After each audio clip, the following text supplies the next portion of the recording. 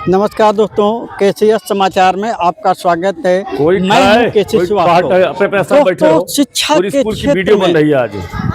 बहुत सारे विद्यालय शिक्षा दे रहे हैं, हाँ। चाहे सरकारी हो या गैर सरकारी हो, लेकिन कुछ विद्यालय ऐसे हैं जिन्होंने प्रदेश नहीं देश को एक नजीर दिया।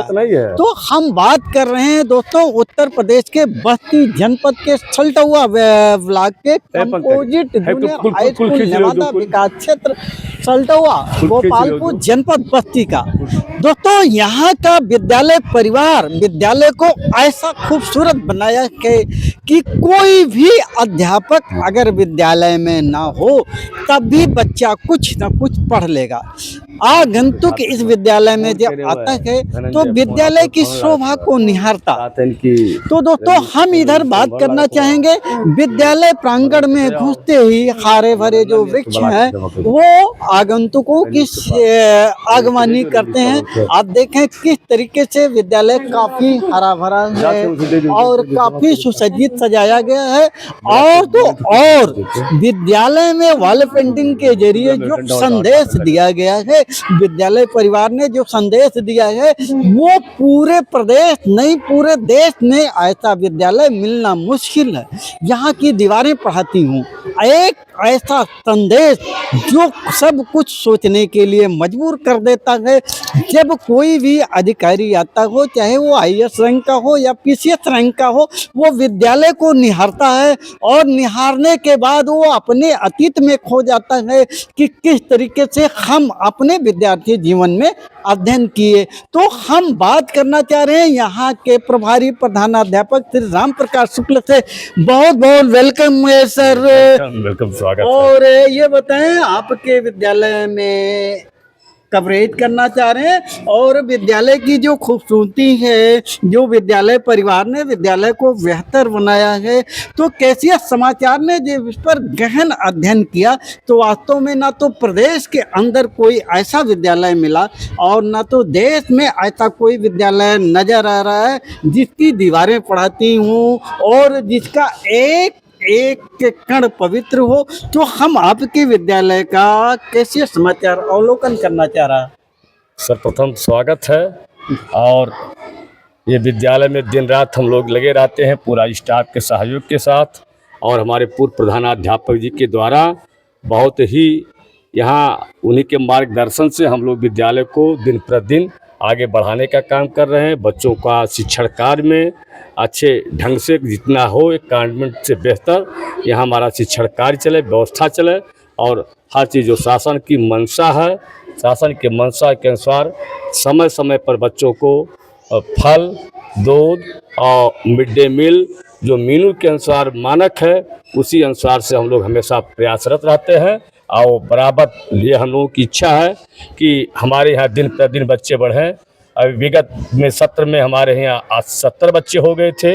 इस समय वर्तमान समय में 137 बच्चे हम लोग पहुँचा चुके हैं और प्रयास मेरा है कि 250 बच्चों से ऊपर हमारी संख्या हो जाए। वेलकम, बहुत बहुत वेलकम। और ये विद्यालय ऐसा विद्यालय है, अक्सर देखने में आता है कि जब कोई भी शिक्षक रिटायर हो जाता तो अपने नाती पोतों में अपने बाल बच्चों में चला जाता, फिर वो चाहे वो विद्यालय हो या कोई भी सरकारी संस्था हो उस संस्था की तरफ ताकता नहीं। लेकिन यहाँ कोई एक ऐसा नज़ीर है, एक ऐसे रिटायर्ड शिक्षक की हम बात करना चाह रहे हैं जो सेवानिवृत्त के बाद भी विद्यालय आते हैं और विद्यालय परिवार के साथ विद्यालय की खूबसूरती बनाने में लगे रहते हैं। तो दोस्तों हम विद्यालय की खूबसूरती को दिखाएंगे किस तरीके से। ये देखिए जो वॉल पेंटिंग के जरिए जो संदेश दिया गया है ये काफ़ी अच्छा है। और चाहे वो आईएएस पीसीएस रैंक का अधिकारी भी आता है तो एक बार निहारता है, एक बार सोचता है। तो ये देखें आप विज्ञान कक्ष है और हम ऐसे गुरु जी से मुलाकात करवा रहे हैं जो सेवानिवृत्त हो चुके हैं और जिनके निर्देशन में ये विद्यालय प्रदेश में सबसे सुंदर विद्यालय बन चुका है और देश में भी अपना नाम रोशन कर रहा है। यहाँ से निकलने वाले जो बच्चे होते हैं वो काफ़ी होनहार होते हैं तो हम वेलकम करना चाहेंगे। वेलकम सर जी, कैसियत समाचार की तरफ से।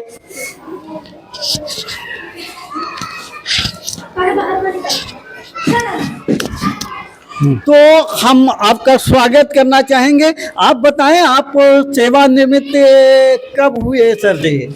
हम सेवानिवृत्त 31 मार्च 2021 को हुए हैं जी। 31। तो तब से आप विद्यालय आते रहे और विद्यालय में काफ़ी आपने योगदान दिया। और जो विद्यालय परिवार द्वारा वॉल पेंटिंग कराई गई है, वास्तव में जब कैसियत समाचार ने इस पर पड़ताल किया, जाना सुनना, कई जनपदों की रिपोर्टिंग की, तो ऐसा कुछ कहीं नहीं मिला।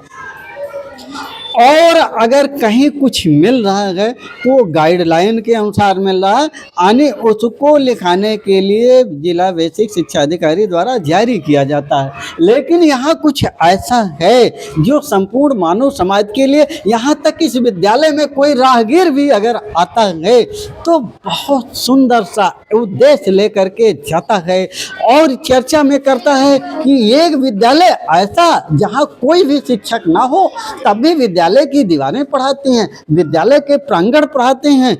हम अपने कैसियत समाचार से दर्शकों से भी सवाल करना चाहते हैं, अगर ऐसा विद्यालय आपको मिले तो आप कमेंट में जरूर बताएंगे। तो सर ये बताएं, ये जो मानव रुधिर का वर्गीकरण आपने लिखा है, ये भी इसकी खोज नहीं हुई थी तो क्या दिक्कत आ रही थी? देखिए 1900 के पहले, सन 1900 के पहले लोगों में आम धारणा थी कि पूरे विश्व के हर व्यक्ति का खून समान होता है, क्योंकि खून का रंग लाल होता है हीमोग्लोबिन के कारण। तो लोग समझते थे सबका खून समान होता है, खून में समान गुण सबके में है। लेकिन एक ऑस्ट्रिया के वैज्ञानिक थे कार्ल लैंडस्टीनर, वे और उनकी टीम ने 1901 में खोज किया कि नहीं, सबका खून एक समान नहीं होता है। दुनिया में विभिन्न प्रकार के ब्लड ग्रुप हैं, विभिन्न प्रकार के खून हैं, खून को वहन करने वाले लोग हैं। तो 1901 में कार्ल लैंडस्टीनर ने blood group A, blood group B और ब्लड ग्रुप ओ की तलाश किया। और 1902 में AB ब्लड ग्रुप की तलाश डी कास्टेलो तथा एड्रिनो स्टर्ली ने किया था। 1902 में AB ब्लड ग्रुप की तलाश डी कास्टेलो तथा एड्रिनो स्टर्ली ने किया था। ब्लड ग्रुप की तलाश के लिए ब्लड ग्रुप की तलाश के लिए ब्लड ग्रुप की तलाश के लिए 1930 में कार्ल लैंडस्टीनर को चिकित्सा का नोबेल पुरस्कार मिला। कार्ल लैंडस्टीनर ने चिकित्सा जगत तथा मानवता की सेवा के लिए बहुत बड़ा काम किया ब्लड ग्रुप को की तलाश करके। आज हम उनके ऋणी हैं, आज हम उनके ऋणी हैं। और कुछ और इस तरीके से आपने का जो वॉल पेंटिंग संदेश दे रहा है, खोजकर्ता अल्बर्ट आइंस्टीन। तो अल्बर्ट आइंस्टीन का जो समीकरण आपने लिखा है, ये क्या समीकरण है? 1905 में अल्बर्ट आइंस्टीन ने एक 6-7 उन्होंने खोज किए थे। उसमें से एक है E=mc²। E यहाँ एनर्जी है, m यहाँ मास है और c² प्रकाश का वेग है। इसी सूत्र पर, इसी फार्मूले पर आगे चलकर ओपनहाइमर ने 1945 में परमाणु बम का परीक्षण किया था, परमाणु बम बनाया था। इसी फार्मूले पर आगे चलकर उन्होंने। और आपका जो वॉल पेंटिंग और है, ये घनत्व जो आपने लिखाया है, हाँ, घनत्व बराबर द्रव्यमान बटे आयतन होता है। पानी का घनत्व सभी घनत्व के लिए एक मॉडल है। पानी का घनत्व सभी के घनत्व के लिए एक मॉडल है। 1 लीटर पानी बराबर 1 किलोग्राम की होता है यदि उसका तापमान 4 सेंटीग्रेड हो। पानी का तापमान 4 सेंटीग्रेड है तो 1 लीटर पानी का वजन 1 किलोग्राम के बराबर होगा। पारे का वजन 1 लीटर पारे का वजन पारा का घनत्व तो बराबर 13,600 किलोग्राम 1 घन मीटर। 1 घन मीटर पारे का वजन बराबर 13,600 किलोग्राम। सोने का घनत्व एक घन सेंटीमीटर सोना 19.32 ग्राम के बराबर होता है। इसी प्रकार एक घन सेंटीमीटर तांबे का घनत्व 8.96 ग्राम होता है। एक घन सेंटीमीटर चांदी का घनत्व 10.5 ग्राम होता है। और लोहे का 1 घन सेंटीमीटर लोहे का घनत्व 7.86 किलोग्राम होता है। हाँ। और आओ तो दोस्तों ग्राम होता है। हाँ, और लैटिन तत्व का अंग्रेजी नाम, लैटिन नाम प्रतीक, गणित के कुछ सूत्र, ये ऐसे फार्मूले हैं जो विज्ञान के प्रश्न पत्र में जरूर आते हैं। अब रही बात यह है कि ये जो इन्होंने वॉल पेंटिंग के जरिए जो संदेश दे, ये सिर्फ जूनियर हाई स्कूल का नहीं, ये हाई स्कूल, इंटर और ग्रेजुएशन में भी इसकी जरूरत लगती है। और हम बात करना चाहेंगे, ये देखिए भारत के महान प्राचीन विद्यालय के बारे में जो उल्लेख आपने दिया है, किताबों में जरूर मिलता है, लेकिन ऐसा कहीं नहीं मिलता है कि वॉल पेंटिंग के जरिए इंसान जान ले, आम इंसान। तो बता, कक्षा 6 के इतिहास के पुस्तक में हमें तक्षशिला और नालंदा का उल्लेख मिलता है। तक्षशिला विश्वविद्यालय का कार्यकाल 370 ईसा पूर्व से 570 ईसा बाद तक है। इस विश्वविद्यालय से निकली हुई विभूतियां चाणक्य, चरक, महर्षि पाणिनि जिन्होंने संस्कृत का व्याकरण तैयार किया, तथा पंचतंत्र के लेखक विष्णु शर्मा है। नालंदा का भी उल्लेख हमारे पाठ्यक्रम में है, कक्षा 6 की पुस्तक में है। नालंदा विश्वविद्यालय 700 से लेकर 1200 ईस्वी तक रहा। 1200 में इसको बख्तियार खिलजी ने जला दिया था, नष्ट कर दिया था। नालंदा विश्वविद्यालय से निकली हुई विभूतियों में आर्यभट्ट, आर्यभट्ट जिन्होंने शून्य का सिद्धांत दिया, नागार्जुन जिन्होंने निर्वात का सिद्धांत दिया, तथा शीलभद्र बहुत बड़े आयुर्वेद के डॉक्टर थे। ये सब विभूतियां नालंदा से निकली हैं। और आगे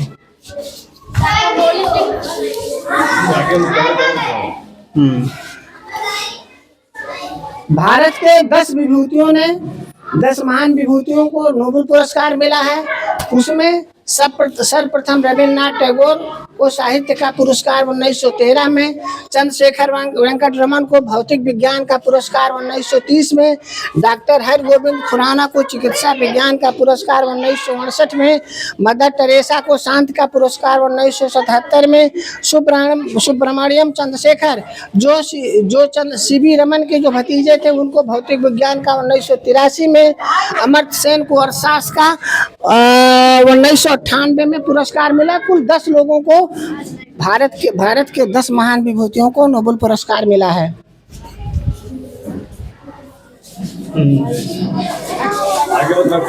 हाँ, इस चार्ट में भारत के महान वैज्ञानिकों का उल्लेख है। इसमें 20 वैज्ञानिकों का नाम मैंने समाहित किया है। सबसे पहले दियोदास धन्वंतरि, जिन्हें आयुर्वेद का जनक कहा जाता है, उन्हें आयुर्वेद का जनक कहा जाता है। सुश्रुत, वो भी आयुर्वेद के क्षेत्र में उन्होंने बहुत बढ़िया काम किया है। उनका कार्य शल्य चिकित्सा से संबंधित था। चरक ने भी आयुर्वेद के क्षेत्र में काम किया। 1000 ईसा पूर्व वो पैदा हुए थे।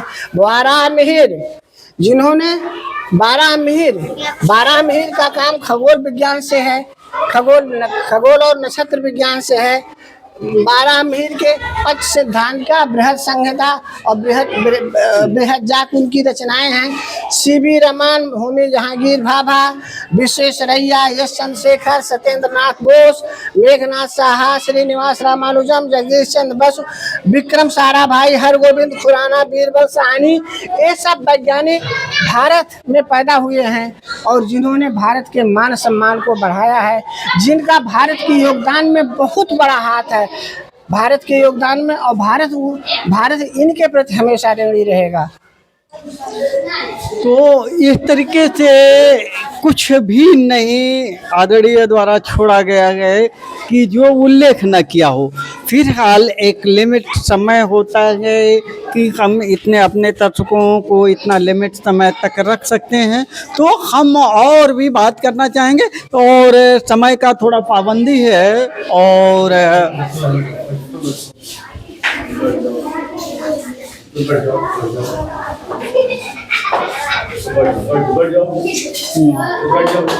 इस चार्ट में भारत एक नजर चार्ट एक में हमारे देश का नाम भारत राजा दुष्यंत और रानी शकुंतला के प्रतापी बेटे भरत के नाम पर पड़ा है। और भारत की राजधानी पहले महाभारत काल में भारत की राजधानी इंद्रप्रस्थ थी, जो आज दिल्ली है। अकबर, जहांगीर और शाहजहां के काल में भारत की राजधानी आगरा थी। औरंगजेब से बहादुर शाह जफर तक भारत की राजधानी दिल्ली रही है। ब्रिटिश काल में 11 दिसंबर 1911 को जब जॉर्ज पंचम भारत आए थे, तो उन्होंने घोषणा किया कि भारत की राजधानी कलकत्ता से ट्रांसफर करके नई दिल्ली लाई जाएगी।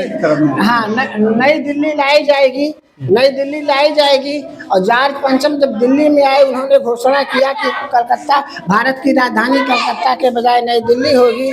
और नई दिल्ली में जो आज रायसीना हिल है, वहाँ भारत की नई राजधानी बनाई गई।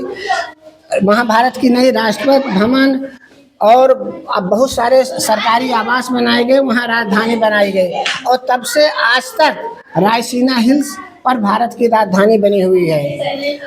पार्ट 2 में भारत एक नजर के पार्ट 2 में इसमें संसद के 2 सदन होते हैं, एक लोकसभा और एक राज्यसभा। लोकसभा का आदर्श वाक्य है धर्म चक्र प्रवर्तनाय है। लोकसभा के सदस्यों सामने आओ, इधर जाओ, मुझे देखो। हाँ, लोकसभा के सदस्यों की अधिकतम संख्या 552, लेकिन निर्वाचन 543 पर होता है। 2 लोग राष्ट्रपति द्वारा चयनित होते हैं, एंग्लो इंडियन 2 लोग राष्ट्रपति द्वारा चयनित होते हैं। तो इस प्रकार 545 हो गए। बाकी सात जगह रिक्त रहती है। जब कभी पीओके भारत में मिलेगा तो 7 सदस्य उधर से आएंगे। अच्छा, राज्यसभा की अधिकतम संख्या 250 है, लेकिन 245 पर ही नियुक्ति होती है। 5 सदस्यों की जगह रिक्त रहती है। जब कभी पीओके भारत का भाग बनेगा तो 5 राज्यसभा के सदस्य पीओके से निर्वाचित होंगे। पीओके से निर्वाचित होंगे। राज्यसभा में कुल 233 निर्वाचित होते हैं। राष्ट्रपति द्वारा 12 मनोनीत होते हैं। पीओके के लिए 5 जगह रहती है। उच्चतम न्यायालय की स्थापना 22 जनवरी 1950 को हुआ है। उच्चतम न्यायालय का आदर्श वाक्य है यतो धर्मस् ततो जया। रिजर्व बैंक की स्थापना बच्चों को बताने के लिए इसमें लिखा गया है कि रिजर्व बैंक की स्थापना 1 अप्रैल 1935 में कलकत्ता में हुई थी। ऑल इंडिया रेडियो की स्थापना 1930 में हुई। 1957 में ऑल इंडिया रेडियो का नाम बदलकर आकाशवाणी रखा गया। इसका आदर्श वाक्य है सर्वजन हिताय सर्वजन सुखाय। तो इस तरीके से विद्यालय परिवार द्वारा कुछ भी नहीं छोड़ा गया है, कोई शब्द नहीं है। जब हम विद्यालय के बाउंड्री वाल का अवलोकन करते हैं, इस विद्यालय में आते हैं, तो एक अपूर्व शांति मिलती है और इतना दिमाग पर बल जाता है कि ये नहीं सोच मिलता ये तो कभी हमने पढ़ा था। और कोई भी विद्यार्थी जीवन में 60% कोर्स का 70% से अधिक नहीं जान पाता, लेकिन यहाँ तो लगता है कि हम खुद ही विद्यार्थी जीवन में आ गए हैं। राम प्रकाश जी आओ।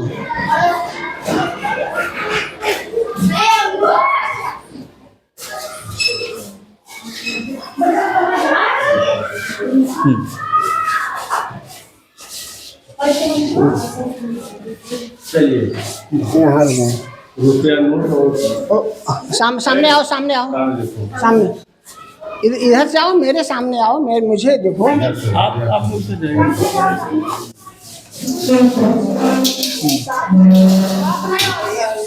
तब कहाँ सफाई? चलो जहाँ सफाई वहाँ से करो।